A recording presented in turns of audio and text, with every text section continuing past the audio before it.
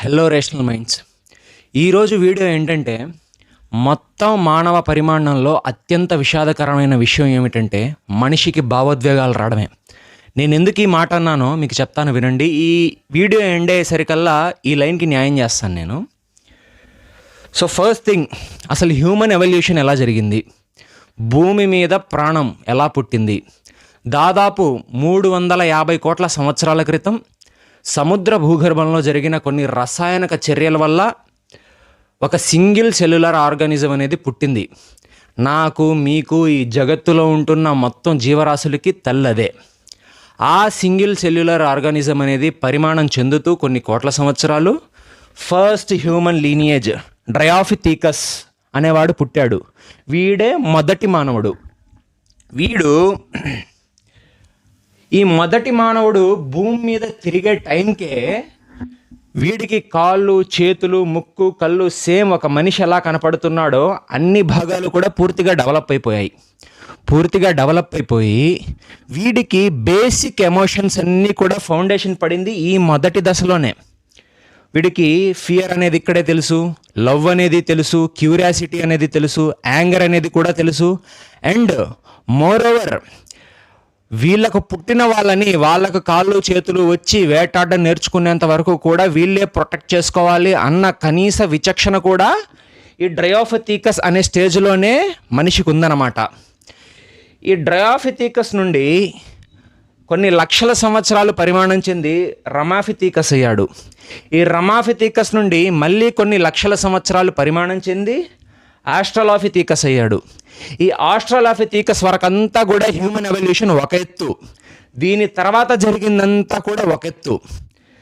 ఈ ఆస్ట్రలోఫిథీకస్ అనేవాడు homo habilis అయ్యే టైంకి వీడికి ఏం జరిగిందంటే స్ట్రాంగ్ ఎమోషన్స్, హెవీ ఎమోషన్స్ని ప్రాసెస్ చేసుకోగల శక్తి వీడి మైండ్కి వచ్చింది. వీడి బ్రెయిన్ చాలా వరకు డెవలప్ అయిపోయింది. ఈ లెవెల్లోనే వీడికి జెలసీ అంటే ఏంటో తెలిసింది. మనోడ్రా, నేనేం చేసినా వీడికే చేయాలా, మన గుంపు వాడికే చేయాలా, వేరే వాడికి చేయకూడదు అన్న అనే ఫీలింగ్ వీడికి ఈ దశలోనే ఏర్పడింది. మెల్లిగా ఏముంది, వీడికంటే బలమున్న వేటగాళ్ళని చూస్తే వీడు జెలసీ ఫీల్ అవ్వడం మొదలుపెట్టాడు. వీడికంటే ఎక్కువ వేటను వచ్చేవాడిని చూస్తే వీడు జెలసీ మొదలుపెట్టేశాడు, గ్రీడ్ మొదలుపెట్టేశాడు. అన్నీ ఇప్పుడున్న ఈ క్రూక్డ్ ఎమోషన్స్ అన్నిటికీ బేసిక్ ఫౌండేషన్ అనేది ఇదిగో ఈ హోమో హెబిలిస్ అనే స్టేజ్లో మనుషులకు వచ్చాయన్నమాట. ఈ హోమో హెబిలిస్ కొన్ని లక్షల సంవత్సరాల పాటు పరిమాణం చెంది హోమో ఎరెక్టస్ అయ్యి చివరికి హోమో సేపియన్స్ నియాండర్తాలెన్సిస్ అయ్యారు. ఈ పర్టికులర్ దశ ఉంది చూసారా, ఈ ఆరవ దశ చాలా మార్పులు తీసుకొచ్చింది మనిషిలో. ప్రతి దాన్ని అబ్జర్వ్ చేయడం మొదలుపెట్టాడు, ప్రతి విషయాన్ని కూలంకూసంగా పరిశీలించడం మొదలుపెట్టాడు.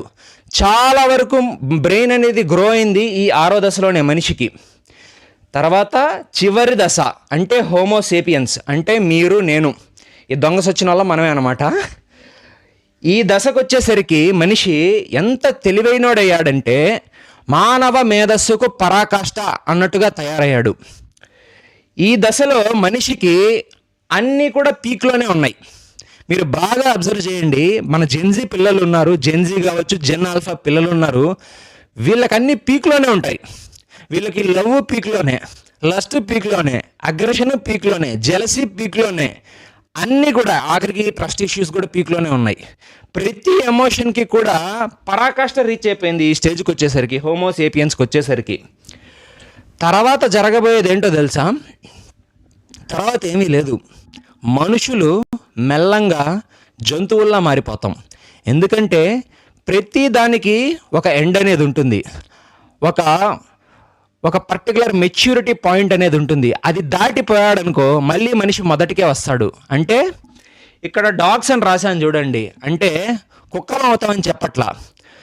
మీరు బాగా అబ్జర్వ్ చేయండి, కుక్కలు ఉన్నాయి చూసారా, జంతువులు అనేవి ఈ మొదటి మానవుడు మనం డ్రయోఫిథీకస్లో ఉన్నప్పుడు మొదటి మానవుడికి ఎలాంటి బేసిక్ ఎమోషన్స్ అయితే ఉన్నాయో ఈ కుక్కలకి, మిగతా జంతువులకి ఆ ఎమోషన్స్ మాత్రమే ఉన్నాయి. వాటికి కూడా ఆకలేస్తుంది, వాటికి కూడా కోరికలు ఉంటాయి, వాటికి కూడా కోపం వస్తుంది.